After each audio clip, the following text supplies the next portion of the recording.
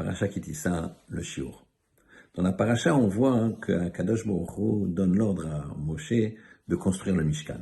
Donc la maison dans laquelle va régner la Shrina, qui est, on va dire, une certaine vision qu'Hachem, vision, sentiment qu'Hachem permet à l'homme de ressentir par rapport à sa présence.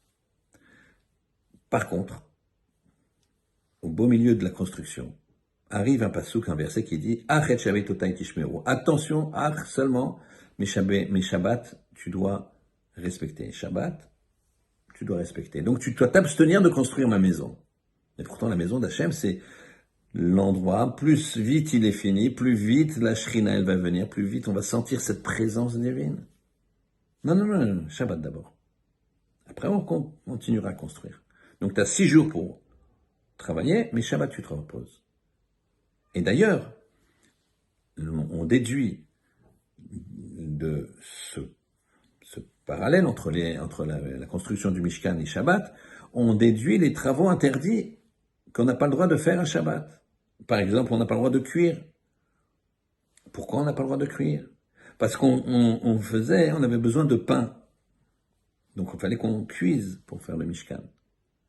Et donc, on ne cuit pas Shabbat. On avait besoin de construire, on ne construit pas Shabbat. Donc, on a établi les interdictions de Shabbat par rapport aux travaux qui nous permettaient de construire le Mishkan. Mais quel rapport? Quel rapport Shabbat d'un côté? On sanctifie un moment. Et le Mishkan, un lieu de résidence pour le Créateur. Eh bien, sachez que celui qui fait Shabbat, c'est comme s'il construisait un lieu de résidence pour le Créateur. Pourquoi? Parce que le Mishkan, ça apportait quoi?